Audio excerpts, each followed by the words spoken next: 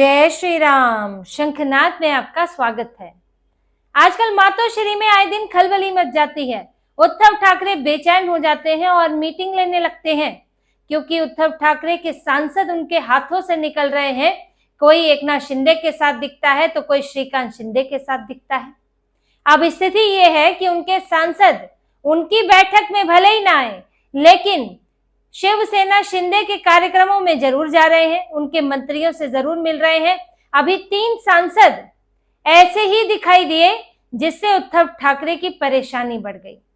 और इतना ही काफी नहीं था कि इन सांसदों से हुई मुलाकातों के बाद एकनाथ शिंदे सीधे दिल्ली रवाना हो गए।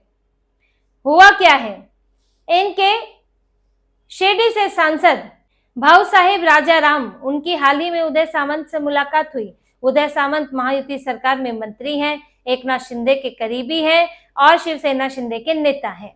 अब उदय सामंत से मिलने पहुंचे थे, उनसे बंद कमरे में काफी देर इनकी मुलाकात हुई, बातचीत हुई।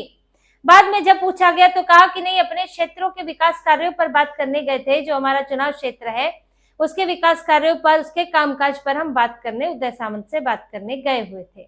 अब बंद कमरे में क्या क्या बात हो जाती है, विकास कार्य की भी बात हो जाती है, अपने विकास की भी बात हो जाती है, कुछ भी हो सकता है।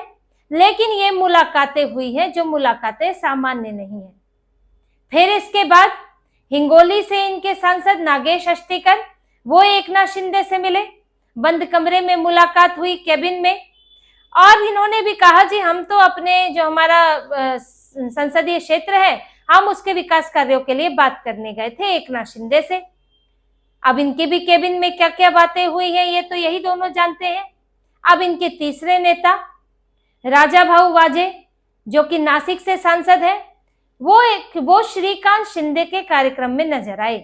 श्रीकांत शिंदे का एक कार्यक्रम था नासिक में और उसमें राजा भाऊ मौजूद थे। अब ये तो शिष्टाचार की बात करते हैं कि हम तो इसके लिए आए थे, लेकिन यहाँ ये बीजेपी के कार्यक्रमों में आते तो भी कोई बात थी, क्योंकि उद्धव ठाकरे को उतनी समस्या बीजेपी से नहीं है।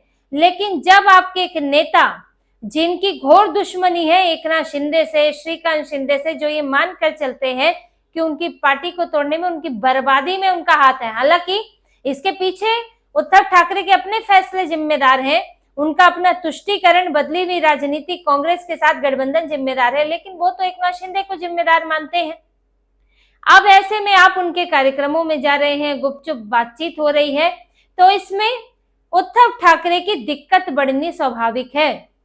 क्योंकि देखिए, ऐसा नहीं है कि एक मंत्री को, एक सांसद को एक मंत्री से मिल नहीं सकते। आपको अपने काम कराने के लिए बातें करनी पड़ती है, मिलना पड़ता है, वो एक बिल्कुल अलग चीज है। लेकिन माहौल क्या है, माहौल भी तो देखना पड़ता है कि वहां पर धुकधुकी लगी हुई है उद्धव ठाकरे को कि उनके नेता अब गए तब गए, सांसद उन्हें कभी भी छोड़ सकते हैं। और आप जो है मीटिंग पर मीटिंग कर रहे हैं, कार्यक्रमों में जा रहे हैं, तो दिक्कत तो होगी ही। और इसी को देखते हुए उद्धव ठाकरे ने फिर एक अपनी मीटिंग बुला ली मातोश्री में, अपने अपने करीबी लोगों की। संजय राउत भी उसमें थे, विनायक राउत भी उसमें थे। अब इन मीटिंग में फिर चर्चा हुई कि क्या हो रहा है सांसदों का। अब मीटिंग चल ही रही थी कि खबर आई कि भाई एकनाथ शिंदे दिल्ली जा रहे हैं। अब दिल्ली में इनकी केंद्रीय मंत्रियों से, यानी कि केंद्रीय नेताओं से मुलाकात हो सकती है। वहां पर शहरी विकास विभाग जो इनका है उसकी एक समीक्षा बैठक है, उसमें भी हिस्सा लेंगे। और जैसा कि इन्हीं की पार्टी ने बताया है कि एकनाथ शिंदे की मुलाकात बीजेपी के बड़े नेताओं से हो सकती है। ये इनकी पार्टी की तरफ से ही बताया गया, इनके नेताओं ने ही बताया है कि ऐसी संभावना है कि मिल सकते हैं। वहां गृह मंत्री अमित शाह से मुलाकात हो सकती है, क्योंकि देखिए आप टालते टालते यहाँ मई लग गया है, अब तो चुनाव भी खत्म हो गया है बंगाल का। ये जो ये बात आज से नहीं चल रही है कि उद्धव ठाकरे के सांसद जाने वाले हैं, ये बात तो 1-2 महीने पहले से चल रही है, जब मुलाकातें हुई हैं। या एकनाथ शिंदे की भी मुलाकात हुई, इनके सांसदों की भी मुलाकात बताई जाती है एकनाथ शिंदे से। लेकिन तब आम आदमी पार्टी के सांसद आने थे, वहां 7 सांसद आए, फिर उधर से बंगाल चुनाव था और भी 4 राज्यों के चुनाव थे, तो इनको होल्ड पर रख दिया गया कि लगातार आप दूसरी पार्टियों के सांसद लेते रहेंगे तो चुनाव में भी विपक्ष को बोलने का एक मौका मिल जाता है और आप पर सवाल भी खड़े होने लगते हैं, लोगों को कुछ भी धारणा किसी की बन सकती है। तो इसलिए रोक दिया गया कि लगातार नहीं। अभी इन्होंने पंजाब, दिल्ली के सांसद लिए, आम आदमी पार्टी के सांसद लिए।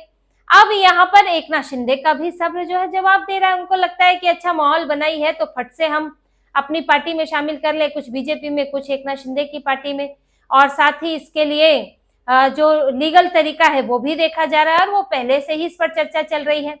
इस बीच में एक और सांसद नजर आए थे एकनाथ शिंदे के साथ, संजय पाटिल। उनकी पत्नी अस्पताल में भर्ती थी तो एकनाथ शिंदे देखने आए, जबकि यहाँ उद्धव ठाकरे नहीं पहुंचे थे, फोन पर हालचाल लिया, लेकिन एकनाथ शिंदे देखने पहुंचे। फिर संजय पाटिल के साथ उनकी कार में गए, संजय पाटिल उनकी कार में गए। और यहाँ संजय जाधव परभणी से जो सांसद है, उनका तो मैं कई बार आपको बता चुकी हूँ कि उनकी नाराजगी दिख रही है।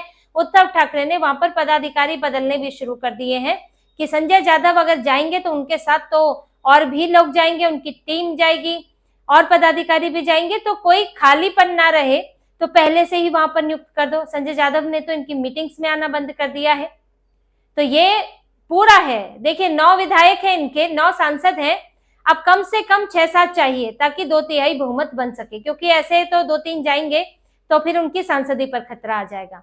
अब एकनाथ शिंदे अपनी मर्जी से शामिल नहीं कर सकते जब तक कि बीजेपी की मंजूरी ना हो, क्योंकि कोई भी उनकी पार्टी में, सिर्फ उनकी पार्टी में नहीं आ रहा है, वो एनडीए में आ रहा है। वो बीजेपी को देखते हुए आ रहा है कि वो अगर महायुति में शामिल होता है तो उसको एनडीए का फायदा मिलेगा, उसको केंद्र में फायदा मिलेगा, उसको राज्य में फायदा मिलेगा। तो इसलिए बीजेपी की सहमति जरूरी है, समय जरूरी है। तो इसके लिए अमित शाह से मुलाकात हो सकती है, क्योंकि अधिकतर तो इन मामलों को वो ही देखते हैं, चाहे दिल्ली में हो चाहे बंगाल में हो, ये उन्होंने ही देखा है। तो अभी उनकी मंजूरी की जरूरत होगी, उनसे मुलाकात होगी, इस पर बातचीत होगी कि कब महाराष्ट्र में एग्जीक्यूट किया जाए, क्योंकि सब अब कहीं ना कहीं बिदकते हुए सांसद दिख रहे हैं और सही समय देखते हुए उनको ले लेना जरूरी है कि बजाय कि फिर से स्थितियां पलट जाएं। अब ये तो इस पर यहाँ दिल्ली में फैसला होगा। वही शरद पवार की पार्टी और एनसीपी जो है, सुनेत्रा पवार की पार्टी, ये भी अपनी अपनी बैठकें कर रहे हैं अपने नेताओं, अपने सांसदों के साथ। इनकी बैठक होने वाली है, शरद पवार बैठक ले चुके हैं, क्योंकि जरा सी सुगबुगाहट होती है तो शरद पवार को टेंशन हो जाती है।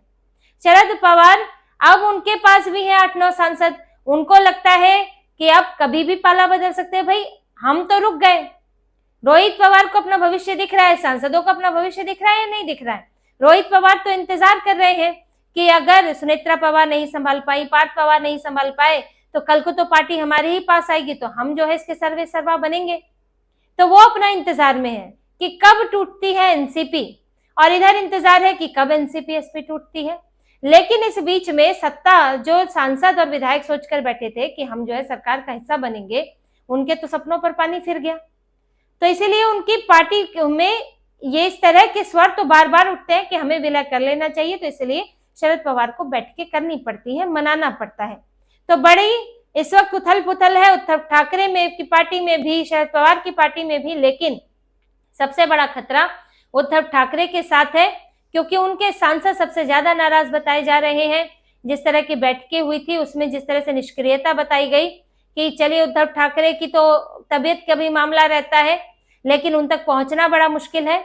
आदित्य ठाकरे तो एक्टिव ही नहीं है, और वो पार्टी के संबंधी मुद्दों पर उनसे भी बात करना मुश्किल हो जाता है।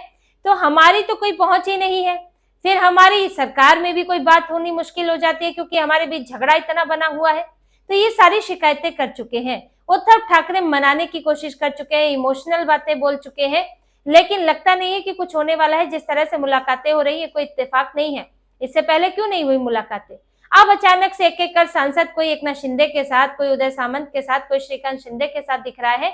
तो ये झुकाव दिखा रहा है कि कभी भी पाला बदला जा सकता है। और उद्धव ठाकरे जो यहाँ 9 सांसद लेकर इंडी अलायंस बने हुए हैं, उनकी हालत भी 2 सांसदों के साथ केजरीवाल वाली हो सकती है। तो इसी तरह की और खबरें और विश्लेषण आपके लिए लाते रहेंगे। हमसे जुड़े रहिए, सब्सक्राइब कीजिए, कमेंट कीजिए। बहुत बहुत धन्यवाद। जय श्री राम।